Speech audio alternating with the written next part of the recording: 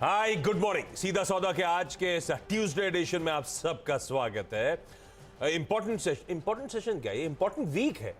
हमने कल ही इस हफ्ते की अहमियत, कल क्या पिछले कुछ दिनों से लगातार कह रहे थे कि बहुत सारे इवेंट्स से लेस अब डेज आ रहे हैं, थोड़ा सा क्वेश्चन रखना है। आज भी हमें वो एग्जिट पोल्स पे, वो यूएस के दिक्कत भरे क्यूज पर, मॉनेटरी पॉलिसी की तैयारी करनी, निफ्टी फाइनेंशियल सर्विसेज इंडेक्स के वीकली ऑप्शंस एक्सपायरी की तैयारी करना है। काफ़ी कुछ इवेंट सामने खड़े हैं। सबसे इंपॉर्टेंट इस समय यूएस के क्यूज बन जाते हैं और यूएस में ओवरनाइट कल का जो क्यूज है वो थोड़े से दिक्कत वाले। तीनों बेंचमार्क यूएस के कल 1.5 से 2%, 1.5 डाउ था, 2% नैस्डैक पिटता हुआ नजर आया। दरअसल रीसेंट अपमूव्स के बाद, इस ऑप्टिमिज्म के बाद कि फेड शायद स्टेप डाउन करेगा, ब्याज दर में बढ़त का सिलसिला ठंडा पड़ेगा, उस पर बार बार रह रहे कि डेटा पॉइंट्स क्वेश्चन मार्क लगा देते हैं। वो नर्वसनेस है, अनसर्टेनिटी है जो यूएस में दबाव बना रही है और दिन के लोज पे जाके डाउ बंद होता हुआ नजर आया कल के ट्रेडिंग सेशन में। हालांकि कल दिन के लोज पे बंद हुआ था, इस समय फ्यूचर्स तो फिर भी स्लाइटली इन ग्रीन है, फ्लैट है, स्लाइटली इन ग्रीन कामकाज कर रहे हैं। पर फिर भी हम तो केवल 1/4 1/3% दबाव पचा के गए थे कल 3:30 बजे फ्यूचर्स में, और एक्चुअल सेशन में प्रेशर कहीं ज्यादा बन गया, वो थोड़ा सा समीकरण बिगड़ गया। तो अब एशिया आपको दबाव में नजर आएगा, सारे के सारे एशियन मार्केट्स। अब उसमें निक्केई को छोड़ दीजिए जो अपनी चाल चलता है, लास्ट मैंने देखा तो वो इन ग्रीन था। निक्केई को छोड़ दीजिए, डेवलप्ड मार्केट है, बाकी सारे के सारे एशियन पैक्स हल्की कमजोरी के साथ कामकाज करते हुए, और एसजीएक्स निफ्टी भी कह रहा है कि अब थोड़ा सा प्रेशर माउंट हुआ है, लेकिन अभी भी डिसेंट आधे % से कम कमजोरी के साथ हम शुरू करेंगे 75 पॉइंट के दबाव के इंडिकेशन आते हुए। जरा कैमरा जूम करिए, दिखाइए आज की पिच। थोड़ा सा ओवरनाइट बारिश आ गई। हाँ, ओवरनाइट बारिश आई है। क्या करें, इसका मतलब क्या है? अब सुबह की पिच कितनी बिगड़ गई है बारिश के कारण? देखिए, शुरुआती पिच तो खराब है, थोड़ी देर खेलते खेलते वो ड्राई हो जाए तो अलग बात है। हाँ। लेकिन शुरुआत में ऐसा लग रहा है पिच गड़बड़ है, क्योंकि जो अचानक से बारिश आई नहीं, किसी को उम्मीद नहीं थी और उसने पिच गीली कर दी एकदम। तो कितनी जल्दी पानी हटा के उसको भूल जाती है, डिगेबल कर लेना अपने आप को। एक तो ओवरनाइट बारिश हुई, दूसरा हम लोग पता नहीं कैसे देखेंगे वो एग्जिट पोल्स का आउटकम। तो बारिश के बादल तो मंडरा ही रहे हैं थोड़े थोड़े, अब बरसे नहीं बरसे बादल आ गए। नहीं, एग्जिट पोल भी के भी बादल इसलिए मंडरा रहे हैं क्योंकि उसमें बहुत क्लैरिटी नहीं है। कई सारे उसमें अंदर प्रश्न हैं जिनका जवाब मार्केट को चाहिए, और वो मिलेंगे हमको 8 तारीख को, उससे पहले जवाब मिलेंगे नहीं। तो ये बारिश मान लीजिए आज दिन में आपको नहीं बहुत बारिश महसूस हो रही, तब भी आपको बदली छाई हुई है, कभी बरस सकता है। तो ये एक दिक्कत वाली बात है। थर्सडे को तो आउटकम काउंटिंग है, एमसीडी की तो कल ही काउंटिंग है ना, वेडनेसडे को एक दिन पहले एमसीडी 7 तारीख, कल 7 है ना, एमसीडी कल हो जाएगी। तो एमसीडी का तो रिजल्ट एग्जिट पोल जैसा दिख रहा है तो वो सही होगा। और जो दूसरे एग्जिट पोल्स हैं राज्यों वाले, हिमाचल और गुजरात के, उसमें दोनों बीजेपी को बढ़त है। तो हिमाचल तो कुछ इधर भी थे, कुछ इधर भी थे, कंफ्यूजन ज़्यादा मामला है। एक्चुअली क्या 6 एग्जिट पोल हैं, उसमें एक एग्जिट पोल कांग्रेस को जिता रहा है, 4 एग्जिट पोल बीजेपी को जिता रहे हैं, और एक एग्जिट पोल बराबर में छोड़ दिया है। तो अब आप इसको ये नहीं कह सकते कि एकदम बीजेपी की निकली जाएगी या कांग्रेस कुछ डेंट करेगी, तो वहां पे कांटे की टक्कर कह सकते हैं आप। गुजरात में आपको वन साइडेड दिख रहा है, एकदम सन्नाटा। पर वहां पे भी मेन अपोजिशन पार्टी को लेकर हाँ, नंबर 2 वहां कौन है, ये है रियल क्वेश्चन। अगर कांग्रेस को रिप्लेस करके आम आदमी पार्टी नंबर 2 बन जाती है वहां पे, जैसा कि एक एग्जिट पोल में दिख रहा है, तो फिर एक नए समीकरणों पर आपको विचार करना पड़ेगा। बाजार को ज्यादा पसंद नहीं आएगा, वो बिल्कुल पसंद नहीं आना चाहिए बाजार को। तो फिर अगले साल बहुत सारे चुनाव हैं, 24 में लोकसभा चुनाव है। बाजार को मतलब बेसिकली मैं इसलिए कह रहा हूँ पॉपुलिज्म वाले मेजर्स, हाँ, काम के तरीके और सब, तो ये बड़ा इंपॉर्टेंट है। जीत तो बिल्कुल निश्चित है, लेकिन उस जीत के बाद के जो समीकरण बनेंगे ना, वो चाहिए। तो इसलिए हमको लगता है ये एग्जिट पोल बाजार को बहुत गंभीरता से लेंगे, और अब क्लैरिटी तो 8 तारीख को ही आएगी। कल जो चुनाव काउंटिंग है उससे कोई बहुत फर्क नहीं पड़ता। काफी सारे इफ्स एंड बट्स लगे। हालांकि दिल्ली नगर पालिका के चुनाव को भी आप आसानी से सिर्फ ये कहेंगे कि नगर पालिका के चुनाव है छोड़ नहीं सकते, क्योंकि 15 साल बाद बीजेपी को अगर वो हरा देते हैं तो दिल्ली में फिर आपके पास कन्विंसिंग विक्ट्री, तो खाली लोकसभा ही बचती है ना आपके पास, झाड़ू लगा दी टाइप से। झाड़ू लगा दी। विधानसभा उनके पास है, नगर पालिका उनके पास है। अब आपके 7 लोकसभा मेंबर है जो बीजेपी के पास है।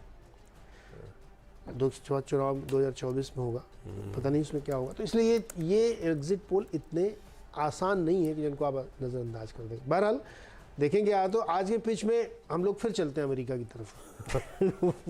वहाँ से जो संकेत आ रहे हैं उन संकेतों के मुताबिक पिच में जो बल्लेबाज गेम खेल रहे हैं उनको डर लग रहा है कि हम जिस चीज़ से कंफर्ट जोन हमारा बनता है उसी पे एक डेंट लग जाता है। तो कल जो नॉन मैन्युफैक्चरिंग सर्विसेज PMI का जो आंकड़ा आया है वो अनएक्सपेक्टेडली बहुत बढ़ के आया है।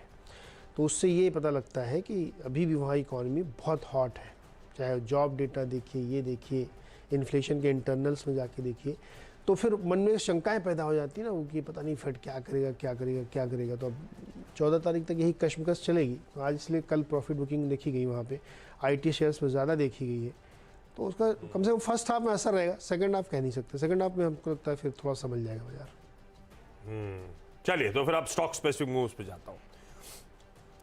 पहला खबर आई बजाज कंज्यूमर की, बजाज कंज्यूमर केयर। भाई बोर्ड मीट है, ग्रीन रखा है इसको, बोर्ड मीट है इस फ्राइडे को 9 दिसंबर को बायबैक पे विचार करने वाले। ग्रीन रखा है लेकिन कुछ वर्ड ऑफ कॉशन, कल का इंटरडे चार्ट्स उठाइएगा स्क्रीन पे। ये बाजार बंद होने के बाद शाम को आया बोर्ड मीट का अपडेट, पर ये स्टॉक कल 12 साढ़े 12 के आसपास देखिए क्या स्ट्रॉन्ग एक्यूमुलेशन। इंटरडे चार्ट नहीं दिखाएंगे क्या? हाँ क्विकली दिखाइए। 3.5% के उछला और उसके बाद देखिए वो कल स्क्रीन पे मूव बड़ा बढ़िया था स्टॉक का, ये देखिए। और आउटकम मेरे ख्याल तो शाम को ही आया ना बाजार बंद के बाद खबर। हाँ, और ये पिछले 1 महीने का चार्ट उठा के रखिए, पिछले कुछ दिनों से लगातार स्ट्रॉन्ग एक्यूमुलेशन। थोड़ा सा ध्यान रखिएगा, पर खबर बाजार के लिए बाजार बंद होने के बाद आई है तो शायद खबर पे तो इन ग्रीन रखना चाहिए। स्टॉक का बिहेवियर देखना होगा आगे। नाटको फार्मा को इसलिए मेंशन कर रहा हूं कि FMC कॉर्प की जो अपील थी दिल्ली हाई कोर्ट ने डिसमिस कर दी है। दरअसल वो जो एक लॉन्च था इनके प्रोडक्ट का वो टल गया था क्योंकि अपील लग गई थी दिल्ली हाई कोर्ट में, तो इनके फेवर में वो वर्डिक्ट आता हुआ। तो नाटको को इन ग्रीन लेके चल रहा हूं। 2 लार्ज ट्रेड्स हुए, एक को रेड रख रहा हूं, एक को ग्रीन रख रहा हूं। रेनबो चिल्ड्रंस मेडिकेयर, कल बहुत तगड़ा चंक ट्रांजैक्ट हुआ। CDC ग्रुप की 2 एंटिटीज ने कल 1,46,66,000 शेयर्स बेचे। 735.5 इन पे ये चंक्स बिके। स्टॉक वहां से बढ़िया रिकवर हुआ क्योंकि चंक में बढ़िया खरीदारी के नाम आते हुए सामने आपकी स्क्रीन पे आएंगे, कुछ मेंशन कर देता हूं। गवर्नमेंट ऑफ सिंगापुर ने 6.5 लाख शेयर्स से ज्यादा, अबू धाबी इन्वेस्टमेंट अथॉरिटी ने 21 लाख शेयर्स से ज्यादा, अशोका इंडिया अपॉर्चुनिटीज फंड ने 7.25 लाख शेयर्स के आसपास, ICICI प्रूडेंशियल म्यूचुअल फंड ने 17-18 लाख शेयर्स के आसपास, बड़े काफी इंटरेस्टिंग DIs FIs ने एक्यूमुलेट कराई है, उस लार्ज ट्रेड में पार्टिसिपेट करा है, एक्यूमुलेशन अच्छा हुआ है। और शायद इन्हीं नाम के बीच में इस तरह के अब्जॉर्ब जब हुआ इस तरह की सप्लाई, तो स्टॉक 735 की डील होने के बाद 751 पे बंद हुआ है। तो इन ग्रीन रख रहा हूँ, लार्ज ट्रेड तो बेटर, अच्छा बढ़िया अब्जॉर्ब हुआ है इसीलिए। गुजरात फ्लोरोकेम को रेड लेके चल रहा हूँ। रेड इसलिए रख रहा हूं क्योंकि इसकी एक प्रमोटर एंटिटी है, आइनॉक्स लीजिंग एंड फाइनेंस। इसने कल के बाजार में इस कंपनी के 18 लाख शेयर्स प्रमोटर ने बेच दिए, इसीलिए स्टॉक कल 5.5% गिरता हुआ नजर आया। 32.75 के लेवल्स पे 32.75 पे प्रमोटर्स ने माल छोड़ा 18 लाख शेयर्स का। स्टॉक 32.50 के नीचे जाके बंद हुआ था, प्रेशर माउंट होता चला गया। मुझे लगता है रेड रखेंगे स्टॉक को, ये सिर्फ लार्ज रेट के चलते। ओके, तो मेरी टीम के जो पहला स्टॉक है वो कोल इंडिया है। कोल इंडिया को हमने इसलिए रखा है कि कल इसमें इंटरनेशनल मार्केट में कोल में बड़ी तेज़ी आई, करीब 2-2.5% की तेज़ी आई और $400 पर टन को पार कर गया है। तो ये एक इंटरेस्टिंग है क्योंकि कोल की कीमतें इंटरनेशनल मार्केट में बीच में काफ़ी तेज़ी से गिरी थी, $350 तक आ गई थी, लेकिन अभी फिर से ऊपर की तरफ गया है क्योंकि ये जो पूरी एनर्जी क्राइसिस क्रिएट कर रहे हैं प्राइस कैप लगा करके, तो फिर से आप वही अपने कन्वेंशनल फ्यूल की तरफ जाएंगे और कोल की डिमांड ग्लोबली बढ़ती हुई दिखी क्योंकि बहुत सारे देशों को अगर ऑयल लेने में दिक्कत आती है तो वो कोल की तरफ पलटेंगे और इसीलिए कोल में लगातार तेज़ी बनी और अब $400 को पार कर गया है। तो कोल इंडिया के लिए एक बेहतर खबर है, यहाँ पे ध्यान दे सकते हैं। 3 स्टील हमारे स्टील की कंपनी है, टाटा स्टील, JSW और JSPL। इसमें 2 रीजन्स हैं। एक तो इंस्टेंटली देखेंगे तो आप आयरन और फ्यूचर्स 2-2.5% गिरा हुआ $106 के आसपास आ गया है। ग्लोबल स्टील प्रोडक्शन जो है वो 147 मिलियन टन के आसपास अक्टूबर था, जो 3% गिरा है मंथ ऑन मंथ। और ये ऐसा लग रहा है कि पिछले एक साल से भी कम तब भी 1% गिरा हुआ है, क्योंकि अब ये जो बात चल रही है यूएस की तरफ से कि प्राइस यूएस का और यूरोप का ये इरादा है कि चीन की तरफ से जो स्टील प्रोडक्शन है उसके एक्सपोर्ट पे बैन लगाया जाए, सैंक्शंस लगाया जाए, क्योंकि कार्बन एमिशन को रोकने की जो एक मुहिम है उनकी, उसके तहत ये किया है। तो ये इस पर विचार शुरू हो गया है, बहुत सारे टैरिफ रिस्ट्रिक्शंस लगाए जाएंगे। अभी नहीं लग रहा है ये कल से लग जाएगा या 2 महीने बाद लगेगा, इसमें समय लगेगा, लेकिन ये अब शुरू हो गया खेल, और इस खेल से जो है स्टील की कंपनियों को दिक्कत आएगी। तो यहाँ पे ये ध्यान रखने वाली बात है, क्योंकि ये बहुत ही इम्पॉर्टेंट हो रहा है। और ईयर ऑन ईयर आपको ध्यान है, वर्ल्ड स्टील एसोसिएशन ने भी कहा था कि 4% डिमांड गिरी है। तो स्टील कंपनियों के लिए मुझे लगता है कि आज का दिन बहुत ठीक नहीं होगा, तो इसलिए हमने इनको तीनों कंपनियों को रेडी में रखा है, टाटा और जीएसपीएल और जेएसडब्ल्यू स्टील को। आज तो खैर सेंटिमेंट हावी, लेकिन अगर वाकई चाइना से ऐसा होने वाला है तो हमारे प्रोड्यूसर्स के लिए तो इवेंचुअली अच्छी खबर हो सकती है ना? इवेंचुअली अच्छी होगी, लेकिन आपके यहाँ और बाकी अदर देन चाइना आउटपुट फिर प्राइसेस एस्केलेट भी होंगे ग्लोबली। हाँ, एक्सपोर्ट आपने अभी हाल ही में खत्म किया है ना कि एक्सपोर्ट होगा, ये तो होना है, लेकिन मैं कह रहा हूँ सेंटिमेंट पॉजिटिव हो सकता है इवेंचुअली। आज तो इवेंचुअली हो सकता है। इसमें दिक्कत में जानते क्या रहती है, यूएस वाले पूरे इस रीजन को वैसे ही ट्रीट करेंगे, फिर तो वो दिक्कत आएगी। They will paint us with the same brush. Yes, ये ईएसजी पे लोग अभी बात नहीं कर रहे। मुझे लगता है ईएसजी नेक्स्ट बिग थिंग है, big disruption in the market. और फंड्स भी पैसा फिर ये लगा ही नहीं रहे, वो तो पैसे नहीं देते आपको। ईएसजी बहुत खतरनाक चीज़ है। अभी एक और खबर चल रही, शायद कोई एक क्या प्लास्टिक कन्वेंशन होने वाला है, कि प्लास्टिक यूज पे और एक ग्लोबल कन्वेंशन होने वाला है। अच्छा, अगला स्टॉक है ड्रीम फोक्स सर्विसेज। वो ड्रीम फोक्स आपको याद होगा, आईपीओ आया था, जो कि एग्रीगेटर काम करता था, वो जो हम लोग credit card debit card swipe करते हैं एयरपोर्ट लॉन्जेस में। बड़ा मार्केट शेयर है इस कंपनी का, हिंदुस्तान का है, तो बहुत सारी कंट्रीज में ऑपरेशन, लार्जली रेवेन्यूज यहीं से। कल इन्होंने एक डील स्टिच करी, एक पार्टनरशिप करी एक गोल्फ कंपनी के साथ, विचुर ग्लोबल नाम की, और उसके पार्टनरशिप के थ्रू अब अपने दायरा बढ़ाने की कोशिश हो रही है बेसिकली। अब अपने मेंबर्स को प्रीमियम गोल्फ कोर्सेज का एक्सेस देंगे। जैसे कोई क्लब होता है ना, जेवी स्टिच करता चला जाता है कि चंडीगढ़ जाइएगा तो यहाँ पे आप फैसिलिटी यूज कर सकते हैं। ये ड्रीम फोक भी वैसे ही कर रहा है, अपने एक्सक्लूसिव मेंबर्स के लिए क्या कर रहा है, आप across India Asia Pacific premium golf courses के एक्सेस वगैरह प्रोवाइड करने का तरीका ढूंढ रहे हैं। वैसे भी थोड़ा सा बीटन डाउन स्टॉक था। ड्रीम फोक्स कैसे मेंबर बनाती है अपने मेंबर, मतलब इसका कार्ड होता है क्या, कैसे? इसका कार्ड नहीं होता। ड्रीम फोक्स में मेरे ख्याल से जो लॉन्जेस हैं, जैसे मुंबई एयरपोर्ट की ये लॉन्ज है, उस लॉन्ज में जब आप जाते हो तो ये एग्रीगेटर का काम कर रही है। ये आपका कार्ड स्वाइप करती है, खाना पीना होता है आपका, वो क्रेडिट कार्ड कंपनी को बिल कर देती है। ओके, है ना, ये इसका बिजनेस मॉडल था। 2 तरह की लॉन्च होती है वहाँ पे, एक तो पेड वाली, एक फ्री वाली। नहीं, फ्री वाली फ्री नहीं होती ना, कार्ड स्वाइप होता है तो क्रेडिट कार्ड कंपनी पे कर रही होती है आपके लिए। क्रेडिट कार्ड आपको फैसिलिटी प्रोवाइड कर रहा है, आपके कुछ क्रेडिट कार्ड्स होते हैं जो फैसिलिटी प्रोवाइड करते हैं। ये आपका 1 रुपये स्वाइप हो जाता है। हाँ, ये एग्रीगेटर है। ये एग्रीगेटर है, ये मैनेज कर रहे हैं उस फ्रंट को, और फिर वो बिलिंग करते हैं क्रेडिट कार्ड। अगर मुझे ये गोल्फ कोर्स यूज करना तो मैं कैसे करूँगा? मेंबर कैसे बनूँ इसका? इनका मेंबर कैसे बनूँ ड्रीम फोक्स का? इनके तो पढ़ा नहीं अपन ने, हो सकता है इनकी मेंबरशिप इनके कुछ और लॉन्च केवाईसी रिक्वेस्ट डालते हैं इनको। एक ये आईपीओ का टाइम भी तो कर रहा था, जानना तो चाहिए। मैडम है इनकी कोई इंटरेस्टिंग है, गोल्फ कोर्स की मेंबरशिप मिल सकती है। पता नहीं कितनी इंटरेस्टिंग होगी, पिटा हुआ स्टॉक है, लेकिन देखते हैं इस खबर के चलते हरकत में आता है नहीं आता है। एक छठा स्टॉक जो रखा है मैंने आज के लिए, वो ये अहलुवालिया कॉन्ट्रैक्ट्स को ऑर्डर मिलने की खबर आई कल। 175 करोड़ का कंस्ट्रक्शन करना है पब्लिक ऑडिटोरियम का गुवाहाटी में। तो अहलुवालिया कॉन्ट्रैक्ट्स को इस ऑर्डर न्यूज़ के चलते तो मैं ग्रीन रख रहा हूँ, लेकिन जरा स्टॉक की चाल देख लेता हूँ एक बार। ठीक है, कंसोलिडेट ही कर रहा है, देखते हैं इस खबर के चलते इन ग्रीन, होपिंग इन ग्रीन इस समय कामकाज आज कर सकेगा। 6 हो गए मेरे, आपके 4 हो गए थे शायद। हाँ, मेरे 4 हो गए थे, 2 और बाकी है। अच्छा मेरे, अच्छा 2 बाकी, जो उसमें से 5th स्टॉक आईओसी और 6th स्टॉक बीपीसीएल है। 2 स्टॉक मैंने इसलिए क्योंकि ब्रेंट में एक बड़ी तेज़ गिरावट देखने को मिली, $83 के आसपास आ गया है। G7 ने भी $60 पे ही कैप लगा दिया है। पहले EU ने लगाया था, अब G7 ने। तो अब ये $60 वाला लग गया है, प्रोडक्शन कट हुआ नहीं, इसलिए क्रूड गिरा है। मेरे लिए अच्छी खबर है। मैं मान के चलता हूँ कि ऑयल मार्केटिंग कंपनी, जब तक कोई नई चीज़ नहीं आती कि कितने में मिलेगा, कैसे मिलेगा, कहाँ से लाएंगे, जब तक ये नहीं आता तब तक मैं मान के चलता हूँ इनके लिए फ़ायदा है और इनके अंडर रिकवरीज लगातार कम हो रही हैं। तो इन पे ध्यान दिया जा सकता है BPCL और IOC में, हो सकता है इसमें ग्रीन ट्रेड हो। ब्रेक लेते थैंक यू। अरे ये भाई आज ये लड़का इधर आओ तुम, इधर आओ, कैमरे के सामने आओ तुम, ये कहाँ गायब रहते हो? हैं। ऑनियर धमकी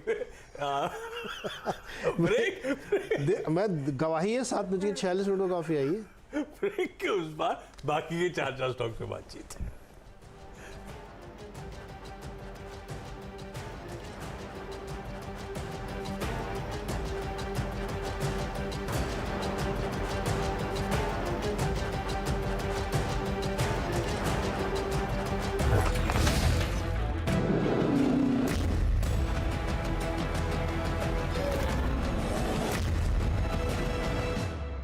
चलिए जल्दी से शुरू करते हैं। 7वां और 8वां स्टॉक दो सरकारी बैंक हैं। कल भी एक बैंक था बहुत बढ़िया, उसने प्रदर्शन दिखाया था।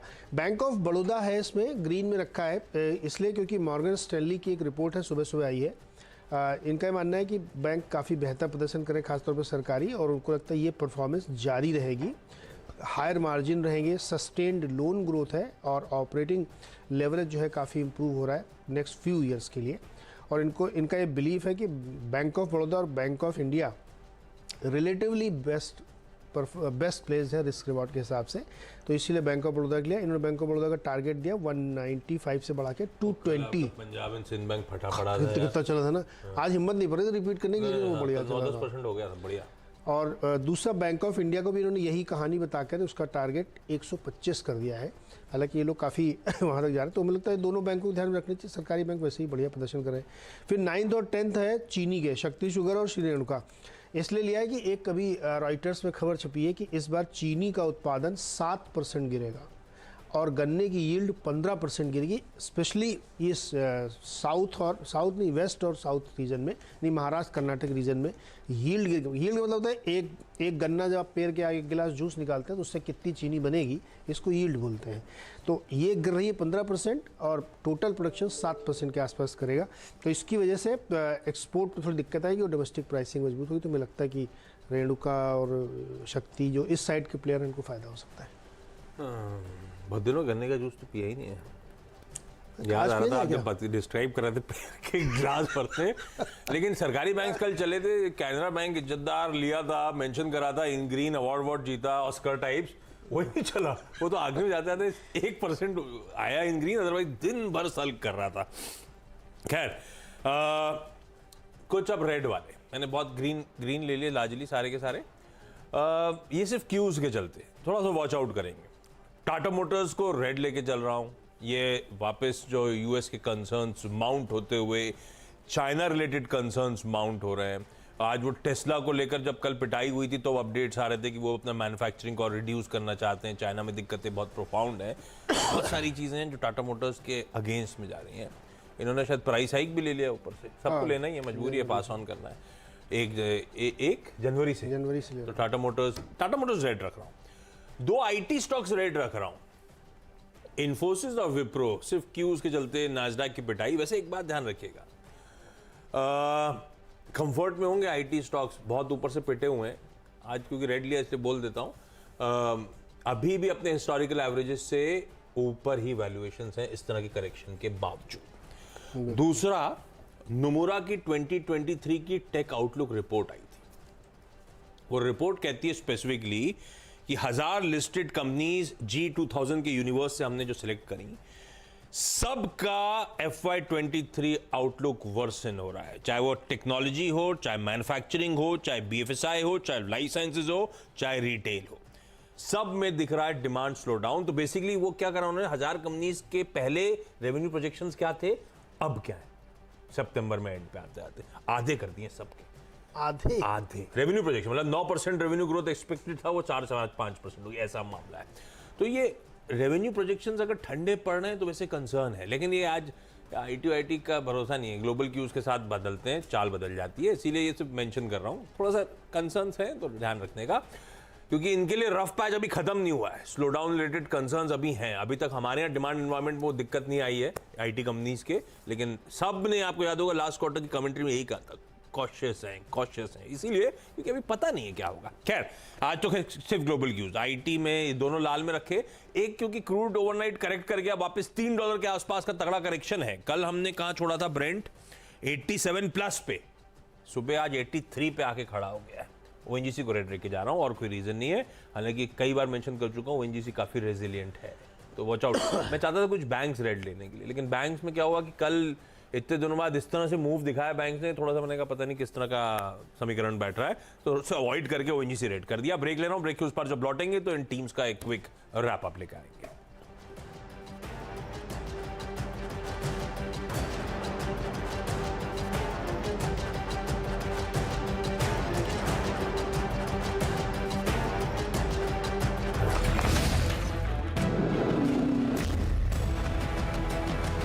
ब्रेक के बाद आपका स्वागत है। मेरी 10 की सीधा सौदा की टीम आप लोगों की स्क्रीन पर आएगी। बजाज कंज्यूमर बोर्ड मीट से पहले नैटको फार्मा, वो दिल्ली हाई कोर्ट का फैसला, रेनबो चिल्ड्रंस मेडिकेयर में कल लार्ज ट्रेड और हाथों हाथ कई सारे डीआईज एफआईज ने एक्यूमुलेट करा।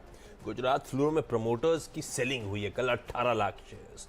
ड्रीम फोक्स ने एक नया पार्टनरशिप स्टिच करी। आलूवालिया कॉन्ट्रैक्ट्स को एक ऑर्डर बैग मिला 175 करोड़ का। कमजोर ग्लोबल क्यूज के चलते और अलग अलग रीजंस के चलते टाटा मोटर्स, इन्फोसिस, विप्रो को रेड रखा है और कच्चा तेल करेक्ट हो रहा है, यानी कमजोर ग्लोबल क्यूज के बीच ओएनजीसी भी आज रेड लेके चल रहा हूं। कई सारे स्टॉक्स हैं जो ग्लोबल इवेंट की वजह से टीम में फीचर कर रहे हैं, जिसमें कि जैसे कोल इंडिया है कि कोल के प्राइस इंटरनेशनली अचानक से $400 को पार करते हुए दिख रहे हैं, और ये जो एनर्जी के क्राइसिस जैसी सिचुएशन है उसमें कोल के दाम लगातार बढ़ रहे हैं। इसके अलावा स्टील में एक दबाव दिख सकता है क्योंकि आयरन ओर की कीमतें गिरी हैं और यूरोप और यूएस की तरफ से चाइनीज़ एक्सपोर्ट पे बैन लगाने की या टैरिफ बढ़ाने की तैयारी चल रही है, तो उसको भी ध्यान में रखना चाहिए। लेकिन आईओसी बीपीसी के लिए फ़ायदा है, ब्रेंट 83 के आसपास आ गया है और G7 ने भी तय कर दिया कि $60 पे ही प्राइस कैप रहेगा, तो ये एक इंटरेस्टिंग है जो इन लोगों के लिए फ़ायदे में हो सकता है। Bank of Baroda, bank of India के लिए जो मॉर्गन स्टैनली की रिपोर्ट है वो बहुत पॉजिटिव और उनको लगता है कि ये दोनों अभी भी जाएंगे, और टारगेट उन्होंने दोनों के रेस कर दिए हैं। शक्ति शुगर और श्रीलंका इसलिए क्योंकि वेस्ट और साउथ की चीनी कंपनियों में रॉयटर्स की रिपोर्ट कहती है कि 7% चीनी का प्रोडक्शन घटेगा और 15% यील्ड गिरेगी, तो इससे प्राइस फॉर्म अप होंगे, तो इससे इनको फ़ायदा हो सकता है।